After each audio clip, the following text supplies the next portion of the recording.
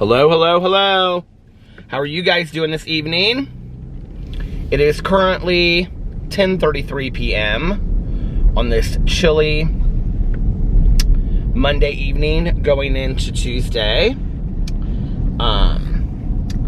It is currently 50 degrees outside, and I just woke up about 15 minutes ago. I was actually sitting in the driveway, and I was putting in my Christmas channels on Sirius for the year, like I do every year.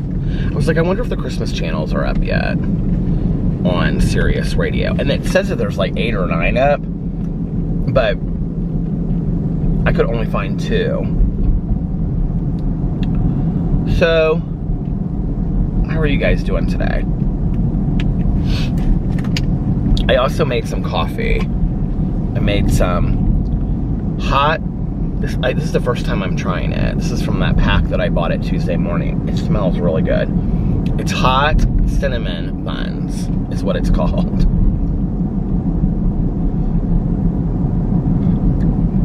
Well, let me tell you, some days are rougher than others, right?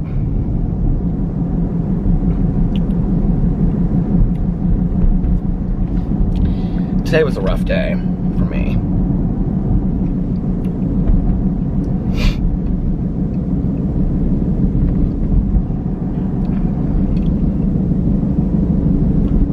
I don't even really know how to talk about any of this stuff, honestly.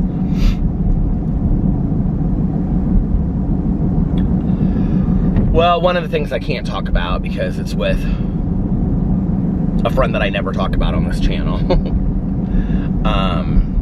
A recovery friend that but needless to say, I got some just really devastating news, hard news, a couple times today. One is about that friend, and then, I woke up today and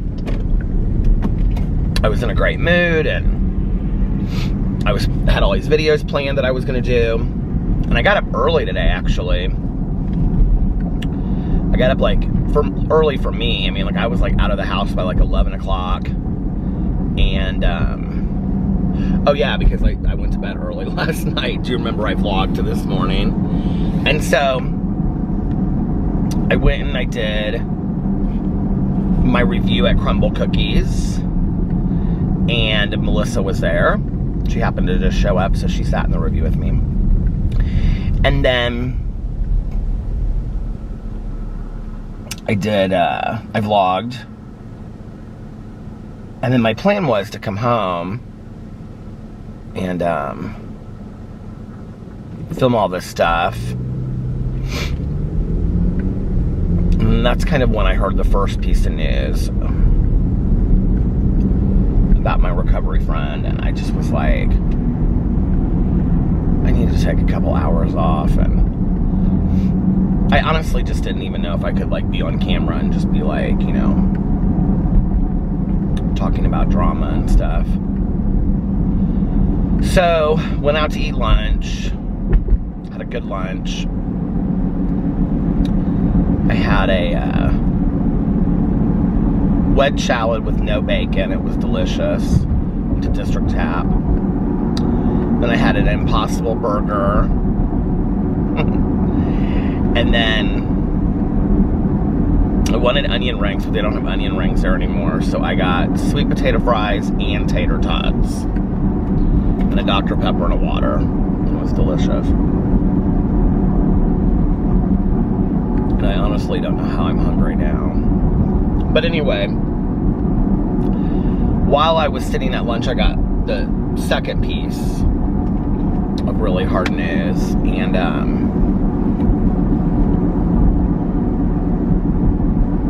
I don't want to get into all the details because I just,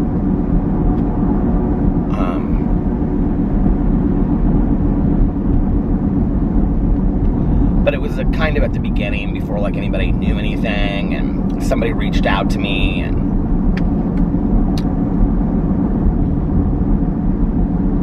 asked me if I knew So Sam, who led the channel Here for the Tea on YouTube, passed away this weekend. She passed away on Saturday. And so somebody reached out to me and asked me if I knew how to get in touch with her, because they knew that she and I had been pretty close back in the day. And I didn't, so. But this person and I kind of like figured out a way to find out if it was true, because something had been posted. This was one of her very close friends, and they were like, I saw this come up, I don't know if it's true, nobody else has seen it.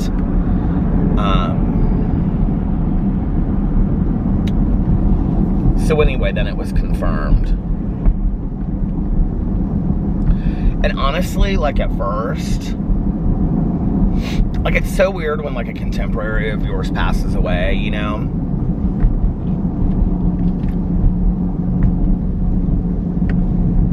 Because it's just like,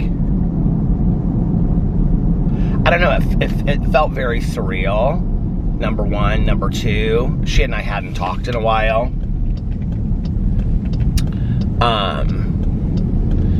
And that was kind of our friendship, you know, like we would talk every single day for like months on end, and then we wouldn't.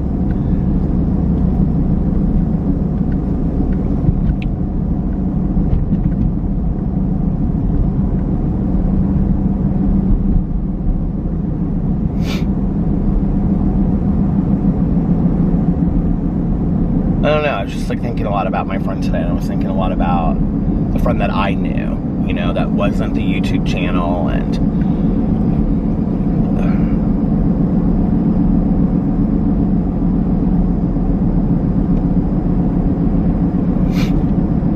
my tires are whistling, or my brakes are whistling too, which means I've got to take my car in. They just started today. Do you hear that? But I was thinking a lot, you know, it's like, I think sometimes people have misconceptions of who people are sometimes. And, I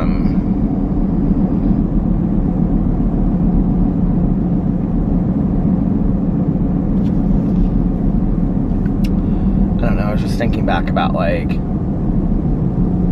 how excited she got when the pumpkin cream latte or the pumpkin cream cold brew would come out, you know, and like this long conversation that we had about, she wanted to know if I would send her everything bagel spice from Trader Joe's, because they didn't have a Trader Joe's where she was from, and talking about our dogs and talking about our, you know, relationships in our lives. And I mean, we shared a lot. We got very deep. And it just really makes me sad, you know.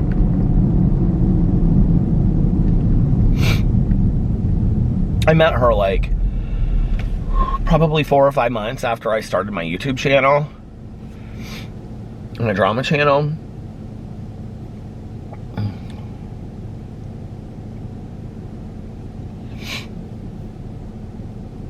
She wasn't like one of the old OGs of like the first group.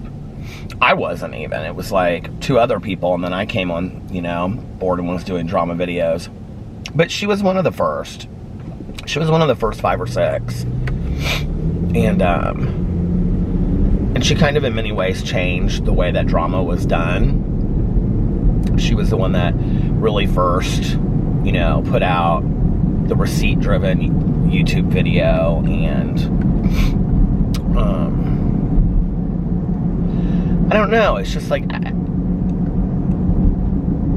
it was so funny because, well, not funny, but I was like reading all the tweets. I mean, there was a lot of tweets from a lot of different people today saying stuff, and she was friends with a lot of people that were influencers on YouTube, you know, and people were talking about like saying her accolades of like all that she had done within like the drama community and stuff, and all of that's true, but that's not who I knew. Like, that wasn't the Sam that I knew. That wasn't, I mean, yeah, we would talk about that stuff, and how I had helped her on her comeback video that she was going to come back on and hadn't posted, you know, and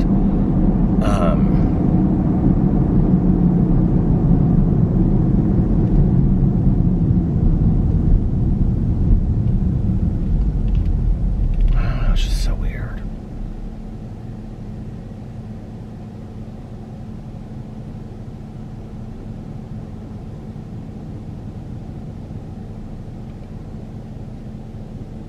And I think that she would like that. I think that she would like that people saw that about her, because she did take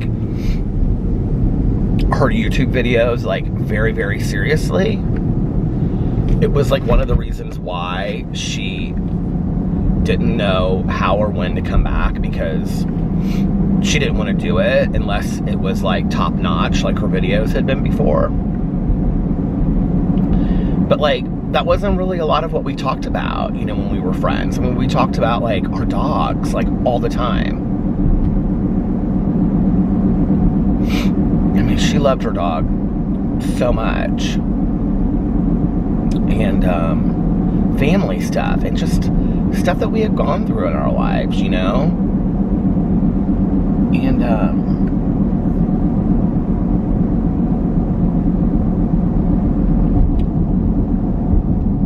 I don't know, she was a decidedly protective, private person, and I think that on some level, when you got through that, she allowed you to see a different side, and I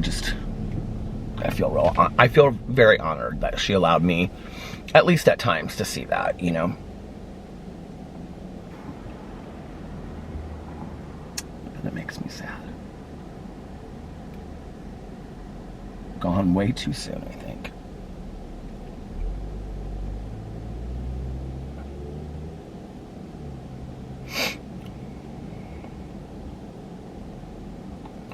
I just feel like all this stuff is like coming at me. It's like,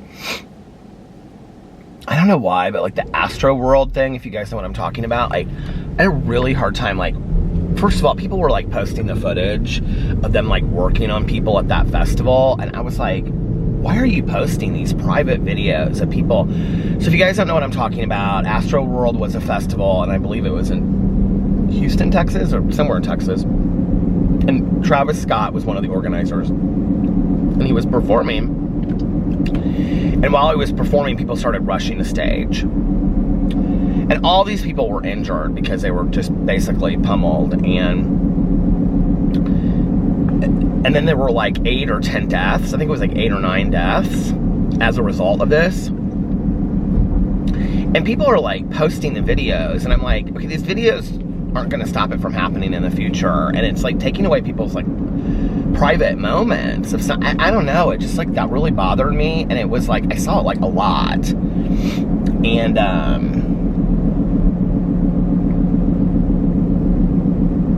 you know, and having been to several music festivals, a lot of music festivals through the years, like, and it's a different feel than a concert. I don't really know how to explain it, but like a concert is like one thing, but like when you're at a music festival, like, I remember going to Ultra the last time and being like, it was like on the heels of the Las Vegas shooting, and, you know, Alex's cousin, Maya, she was working that event, and she's still not okay as a result of that. Like, when we saw her out there for our anniversary, I mean, you know, she talked and talked and talked about it at the dinner that we went to. It's just like, she still hears it and whatever. I mean, she was right there. She like, Maya like, so Maya was working like a bar, and she took like 4 people that were literally in the line of shooting, and she took them and just like grabbed them and took them, and they like threw in this room, and they basically locked all of them. I think it was 3 or 4 people. Like, she locked all of them in this room together while it was all going on. So she was like right there and could hear all of it, you know? And I can remember when we went to Ultra the last time, I was like, because the last time we went, it was more on like this island thing, but it's usually at this bayfront that there's like all these hotels that like look over it. And I was like, you know, this is really scary. I don't know, and I can remember a couple times when we were leaving Ultra, like at night, where it was like, you do start getting so close that like, even if you wanted to move, you can't. It's like, because there was like this exit that everybody was trying to get, and then they like go out onto the street, and then it's just like the street like floods over with people, right? And I can remember the first time, because we used to go down through this other gate exit. I remember the first time that we went through that exit, and it was really scary. Like, it was like, we were like literally, I was like holding Alex's hand really tight, because there's all these tall people, you know, and I'm not super tall, I'm not super short, but like, you get, you know, lost in the crowd, and there's all these people, and they're pushing and pushing, and they were chanting, I will never forget this, they were chanting that 7 Army Nation song, which I like the song, but they were chanting it, and I thought, I can remember thinking, if anybody was like yelling right now, like nobody would hear them, because it was, the chanting was so, it was like the whole group was chanting, and I thought nobody would hear them if somebody was like hurt or yelling, right? And everybody's just like shuffling along, so if there was somebody down there, I think people would just keep on going. I don't know, I just was thinking about all of that when I saw that stuff happen, and I thought, God, it's so sad. So sad. I went into this long story about something, and was talking about a friend of mine, and it's just better that I don't. Anyway, it's just been a tough day today. It's just been a really tough day, and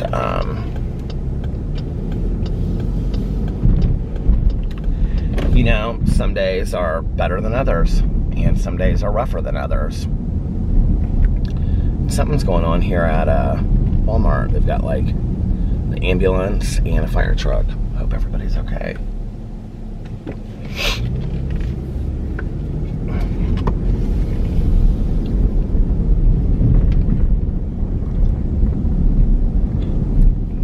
This coffee's pretty good.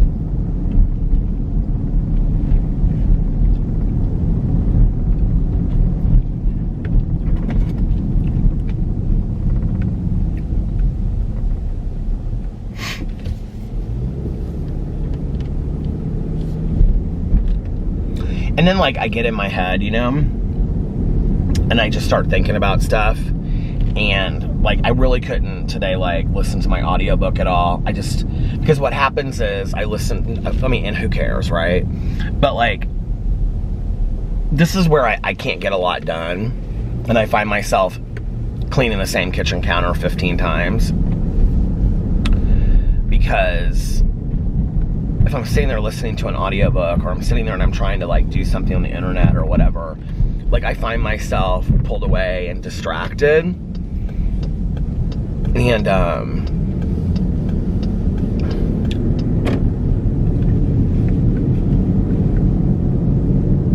then I'm like in that, right? So I can't like focus on things I need to do.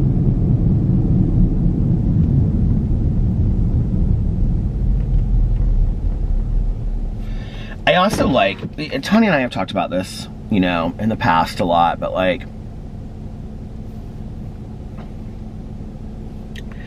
it's like I have this like love-hate relationship with addiction, you know? And my lips dried up real quick.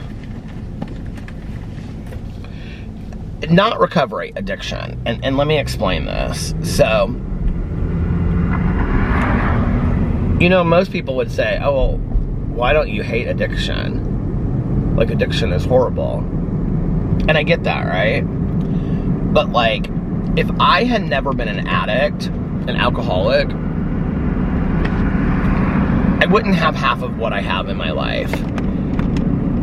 You know, when I sit down and I do inventory, or I look at causes and conditions like my sponsor talks about, or I look at the things that I have in my life today, right? It's like, all of it is like directly related. And those things that aren't directly related are definitely indirectly related to my addiction. Not just to my recovery, but to my addiction as well. That had I not gone through what I went through, my mindset would be different. I would be a different person today, you know, on and on and on. Like, and I remember my mom saying to me one time, this was probably in my late 20s, we were having a conversation, and we were talking about something to do with sobriety, and just the world at large, you know, and she said, she said, I don't think if you hadn't gone through what you went through, you would see things the way that you see the world. And she was like, and that's a real blessing, you know? And I remember that, because I can remember when she said that, I thought to myself kind of like, well, what do I see different? Like, what do I see different with the world than how the world, you know what I mean? But I think you do, and I don't mean it from any kind of like arrogant point of view or whatever. I think it's just,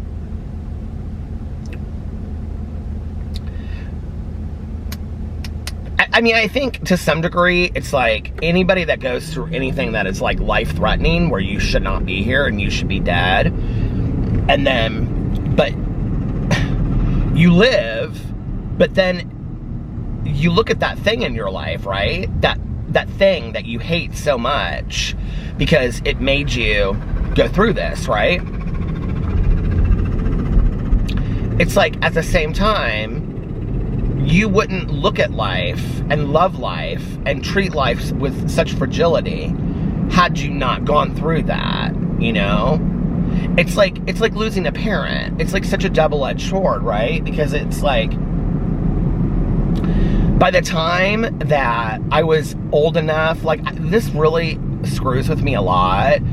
It was like, by the time that I was able to really appreciate the relationship with my mom, she was gone. You know, like, I don't know, like, the things that drove me crazy about my mom are things that I don't even know that if in the last 5 years would have been a blip on my radar as far as, like, bothering me. Do you know what I mean? It's like, I allowed certain things to really, really upset me. You know, and I'd be like, mother, you know. I mean, and she would do the same thing to her mom, you know.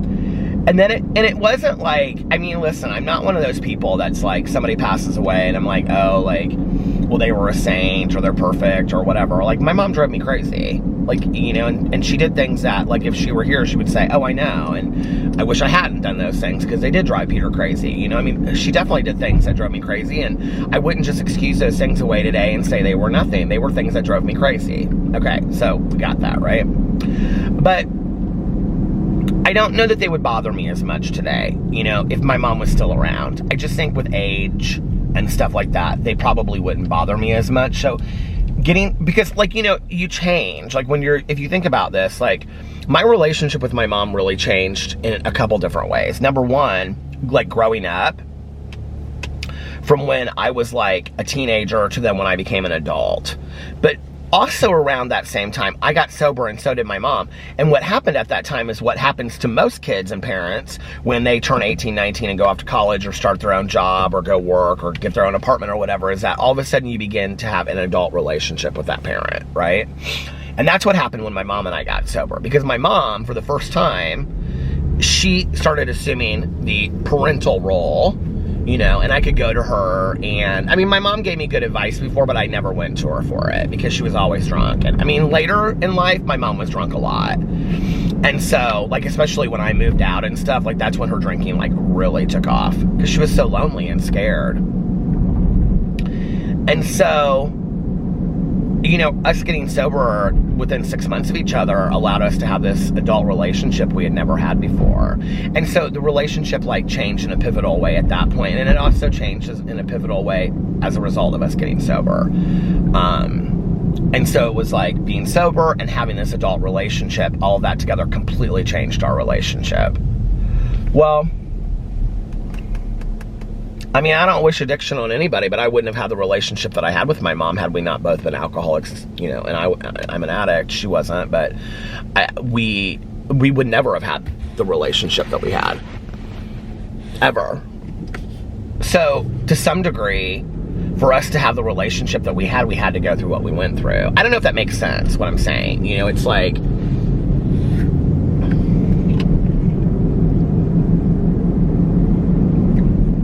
I mean, I think sometimes you have to go through tragedy to realize you're stronger than you think you are. And then you take that strength and you carry it with you into other things. It's similar to that, you know? And,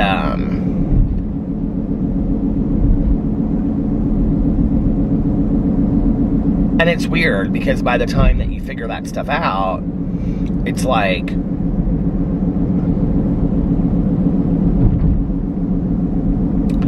so I have this love-hate relationship with addiction, see, because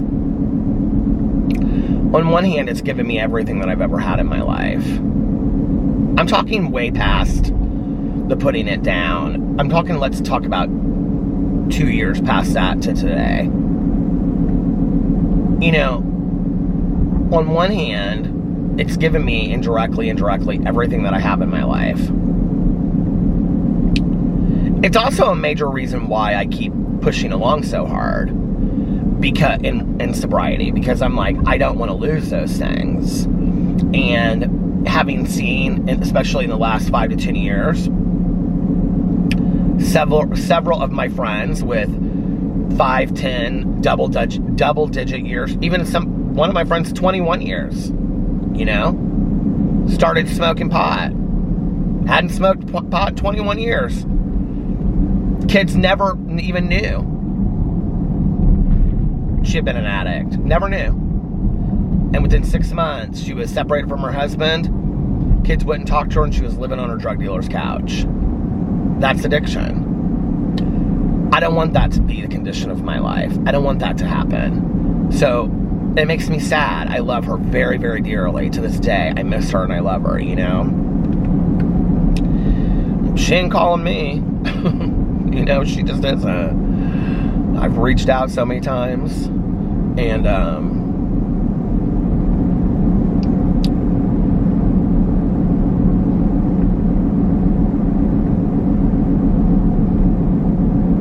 and I think I'm kind of tired of missing people, too. You know, like, that's hard in sobriety. It's like you get to know somebody and you're, like, on the same playing field. And then all of a sudden it's like,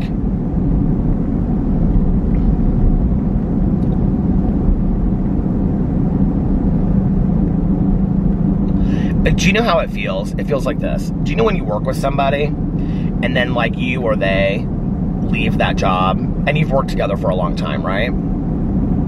And you work intimately together and you go to lunch together and you go to baby showers together and all that kind of stuff, right? And then they go get a job somewhere else. But their attitude is that that job's better or that that job's the best. And, you know, and then you talk to them every once in a while, very rarely, and you realize with quickness that your lives are very different all of a sudden, okay? And then you stop hearing from that person at all. And even when you message them or call them, they don't respond at all, right? And then one day you notice that they've, like, unfriended you on Facebook. This person that was, you know, except that in this situation, this was a person you talk to every day on the phone. This is a person whose backyard you sit, you know. And I don't want anybody thinking Tanya did not go back out. I'm not talking about Tanya. Tanya is sober today. But it was somebody that we knew that I'm talking about. I mean, it's several people that I've known. It's tons. That's what I'm saying. Like, I have this love-hate relationship with it, you know, because it's not like a work coworker. It's somebody that you shared your life with. You shared the innermost secrets of your life with. It's like you knew everything about them. You knew their husbands and their wives and their kids, and, you know, and then the next thing you know, they're posting pictures on Facebook, like, drunk, and they're like, hey, what's up? And you're like, I don't know this person. You know, like, I don't know this person, and it's sad. It's really sad. And some come back and some don't, and I'm not God, and it's not my decision. You know, maybe God doesn't want them in a meeting. I don't know. You know, maybe God wants them out there drinking. Hell, I don't know. My old sponsor used to get me so mad about that. I'd say, well, you know, I've been, like, praying. That he'd say, you're not God. You don't know what God wants for that person. Maybe God wants that person to, you know, find it in the church. You don't know.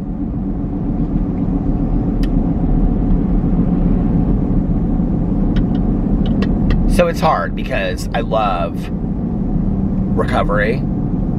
And I know that I wouldn't have my recovery if there wasn't an addiction to be recovering from. But at the same time, I hate it because it takes away so many things that I love in my life.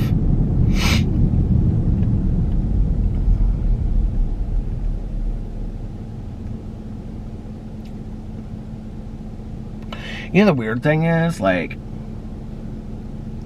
it's like last week I guess it was 2 weeks ago, I got some really bad news. And then today I got some really bad news.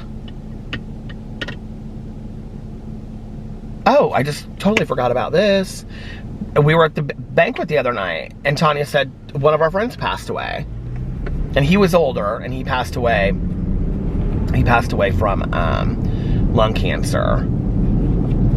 But he was sober when he passed away. But still, I mean, he was somebody that, like, he was a good man. When I first came back in, so we go to meetings sometimes, and, like, not, they're called speaker meetings, and people get up and they tell their story. And then there's discussion meetings, and that's where it goes around a room. That's how you see it, like, on TV, usually, you know. But, you know, there were 4 years that I didn't go to meetings. I didn't drink or use, but I didn't go to meetings, and I wasn't active in a 12-step program. And I came back in, and I went to this speaker meeting on every Sunday night. And I did not know him very well at that time, but I knew who he was because Tanya was really close with him, and he actually lived in a different part of town. And so I sat there in this lead, and, you know, you usually hear people, I think if I have 26 years, he probably had 40 years, something like that. You know, when you hear these people that have like 40 years of sobriety and stuff like that, like, they have these amazing stories, right? But that wasn't necessarily his story. His story was that, like, he, at around, you know, where I'm at, you know, today and where I've been the last couple years, he just was like, one day just woke up and was like, what for? And didn't have the motivation and didn't have the inspiration to continue to do all the things he'd been doing for all these years. And I can remember sitting there in a meeting, and I thought, oh my God, he's telling my story. And I went up to him afterwards and I said, you just told my story, like, literally. Like, I just came back after 4 years. And I remember he said to me, get real involved real quick. He said, it's the only way that's going to save your life.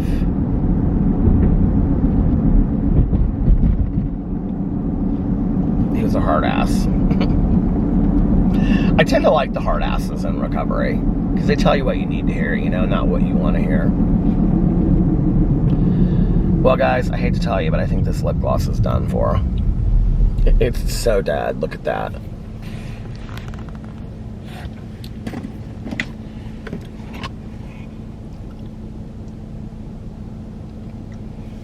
So yeah, it's like this really weird thing, you know, it's like 11/11, make a wish.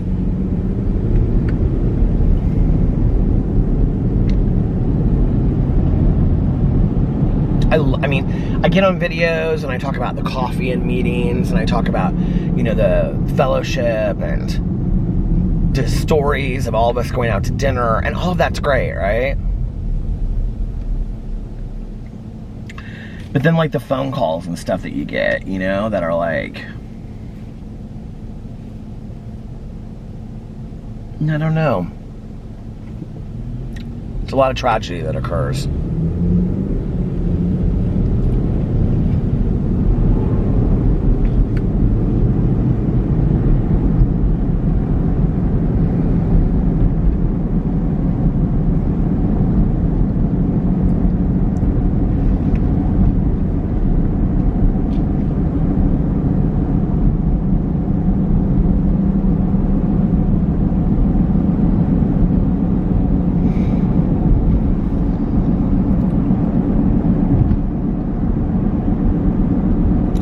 I remember when I first got sober,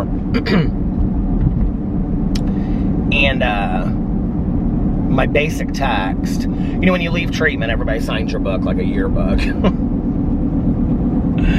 They do. Well, back then we did, because we spent 30 to 40 days with each other, you know. That doesn't really happen anymore. I mean, people are in and out of treatment programs in 3 to 4 days. Well, some of them. I mean, I actually had a friend of mine that went to treatment not too long ago and was in treatment for like 35 days.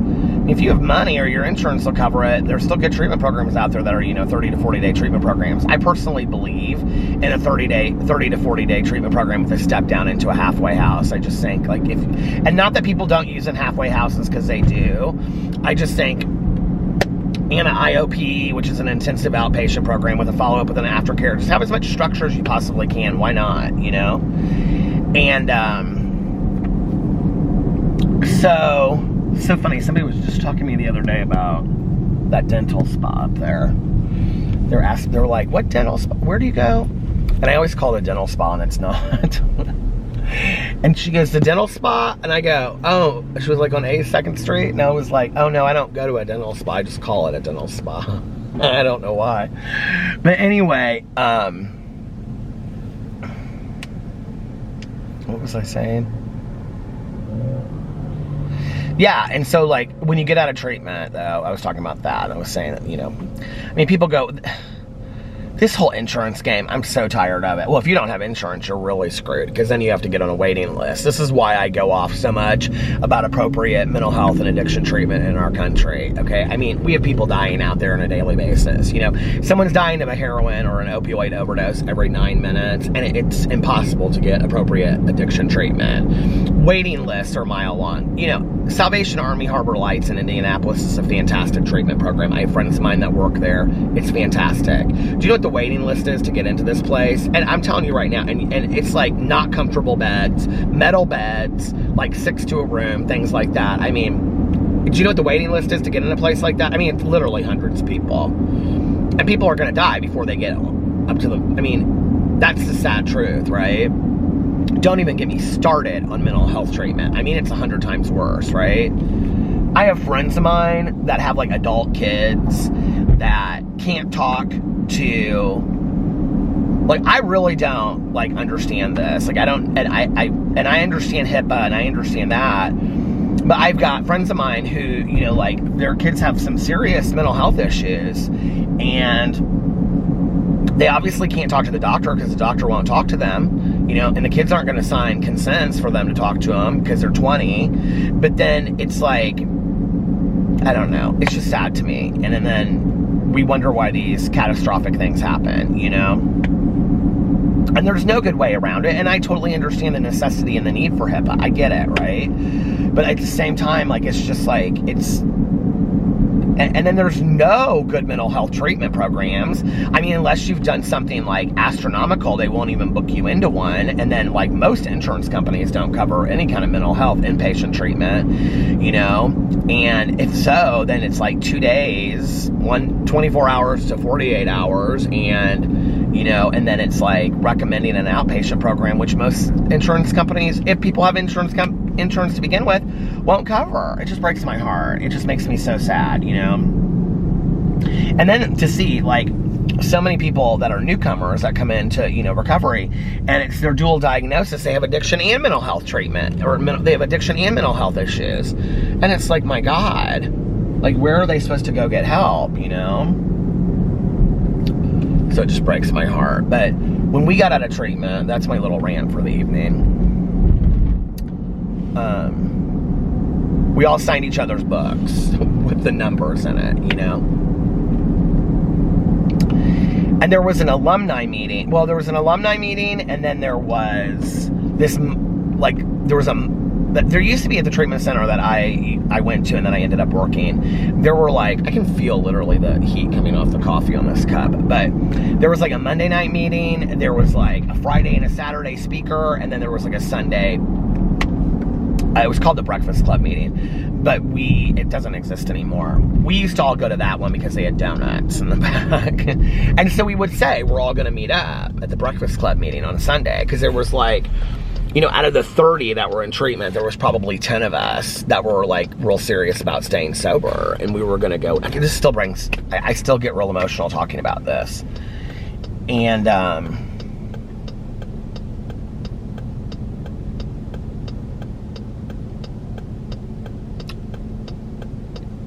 can remember that first week, you know, like we were all out. Did you ever see the movie Clean and Sober? It's such a fantastic movie with Michael Keaton. I love that movie so much. I watched it again last winter and it really made me sad because it really reminded me a lot of when I was in treatment. And that woman, I can't remember her name, and he becomes really close with her in treatment, and her boyfriend's an ass, and he's doing drugs around her, and Michael Keaton's trying to get her to leave, and I mean, you get really close with these people. It's like the scene from like When a Man Loves a Woman with what's her name? I can't even think now, but Andy Garcia and why can't I think of her name? Meg Ryan? That's not her name. I can't think of anything tonight. I'm overloaded emotionally, but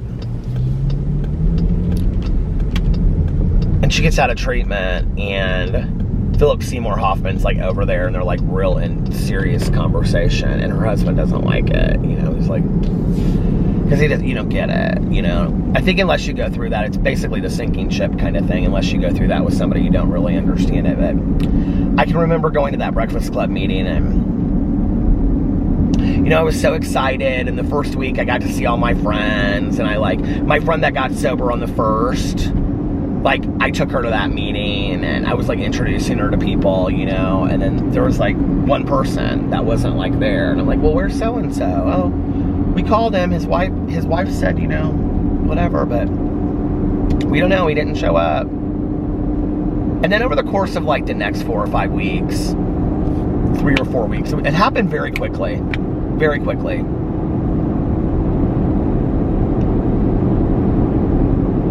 Like almost everybody went back out. And I remember going to something, I feel like it was like years later. And there were these two guys. They're still sober today. And they're both in different programs than me. Each one of them. Like, one's in one. And I think it's so weird that happened, that the three of us were in this group together. And one is in one program, one's in another program, and I'm in the third program. And we're the three that made it out of that group. And I have never to this day seen anybody else from that group. Well, there was a woman that I was in treatment with. She and I both were not allowed to go to the New Year's dance. In retrospect, I don't think she really cared that she went to the New Year's dance. I wasn't allowed to go to the New Year's dance because I asked for my hairstylist to come in. And my counselor said, no, princess, and because you think you're so unique, you're going to stay back and not go to the New Year's dance. And I was so excited because I wanted to find a boyfriend and have some caffeine. But that's okay, because that's the pickle lady story anyway, and I'll save that for another day. But that's when the pickle lady happened, and that changed my life.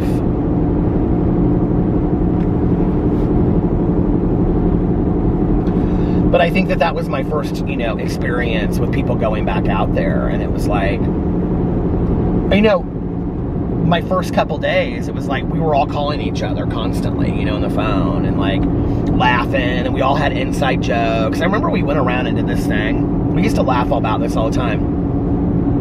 There's a scene like this in that movie Clean and Sober where they're like laughing, doing some game, and then they're all real serious, and they're all sitting there like this, and that was exactly like that group. I even remember the counselor. His name was Lynn, and he led this group.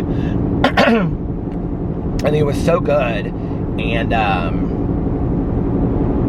it was like a rec therapy group, and we had to go around the room, and we had to look in each other's faces, and we had to say something like, I love you, baby, but I just can't crack a smile, or something like that. But you had to say it with a straight face. You couldn't laugh. We got laughing so hard, all of us, and it was basically to teach us that you can have fun, sobriety, you know, without using. And we all got laughing so hard, and it was after we had done, like, played volleyball or something, and then that was like right before we got out. And then he like had this like very serious like pep talk with all of us. I was so scared to get out. I was like, I just was so scared, you know, like I was like, I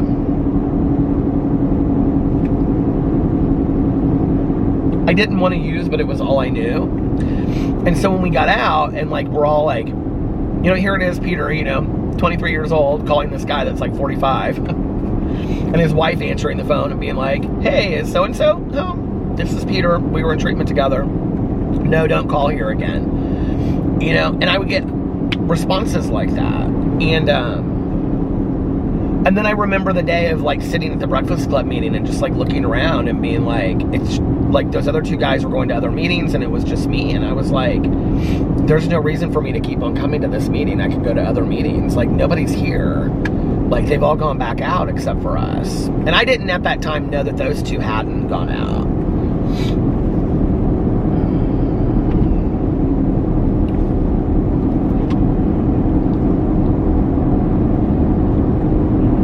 What a weird world, you know?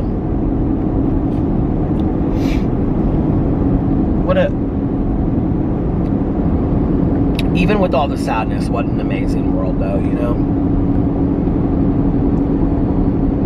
I wouldn't exchange it for a second. And I have been able to, I've had the privilege of being part of just an amazing cast of characters.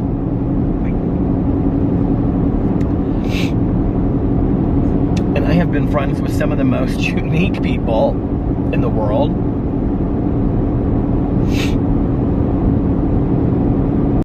This camera always seems to shut off anymore when I'm like real emotional. By the way, this coffee's pretty good.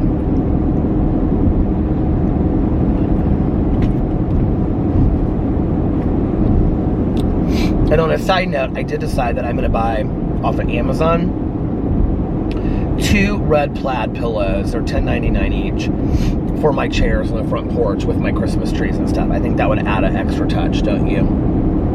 I think that would be really nice. But no, I've just, you know, I look at my life and I think each year, new people, new experiences. I just feel so blessed. I've had, and no, it's not easy. It's not a lot of it's easy, you know? A lot of it's hard.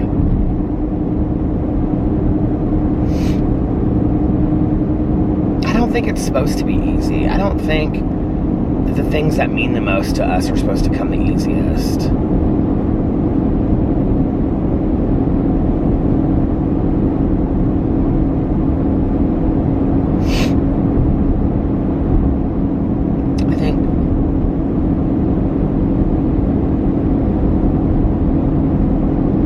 I don't think life is supposed to be all hard, or maybe we should be blessed if we're those people that it isn't all hard, because I do know people that have like really, really rough lives, you know.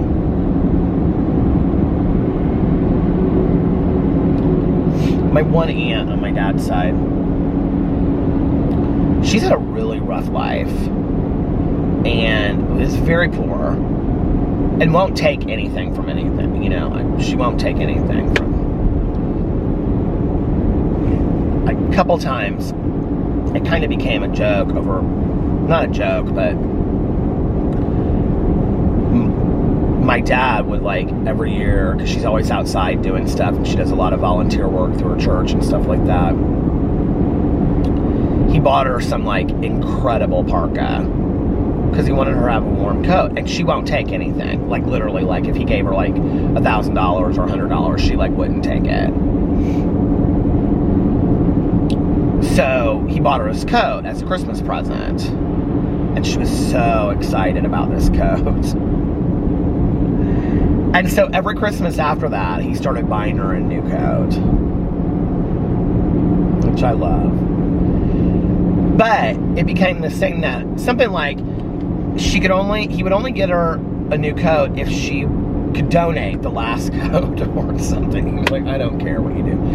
But she was such an extreme couponer back in the day that she would go and get like this is a true story, you guys. She would get like $200 worth of groceries. She took pride in this. She would get like $200. Well, I guess anybody would if they were this smart. Her math skills were super quick, too, in her head. This was when they had like double coupons and triple coupons and all kind of stuff back in the day. Do you guys remember all of that? She would go to the grocery store and she would get like $200 or $300 worth of food, and they would have to pay her back money. Like, seriously, you guys. Is that not crazy? Melissa was really good about it for a while. Melissa's, like, really smart with that. When you go to, like, when you go into Melissa's house, like, they have this mud room when you walk in that has all its cabinets and pantry area and stuff, and, like, this long rug, and it's their laundry room. But, like, you walk through it from the back door into the kitchen. I don't know what that was. Into the kitchen. And Melissa has, like, stockpiled stuff that she buys. And, like, if, like, paper towels are, like, 2 for $1 and she has a coupon from Walgreens, she buys, like, so she'll save all this extra money. Melissa's very smart when it comes to that stuff.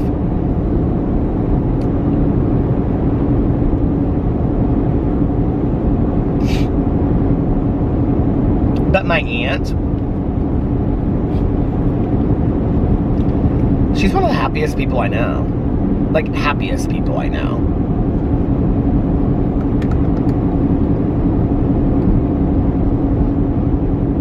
I just hit something on my... I don't know what I hit.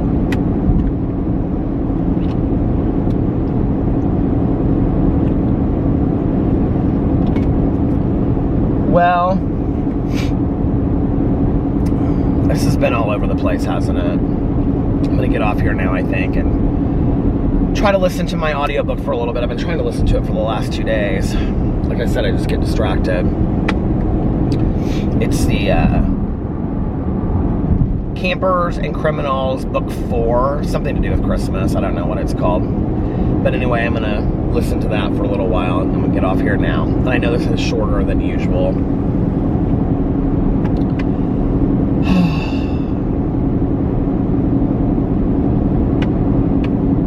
Anyway.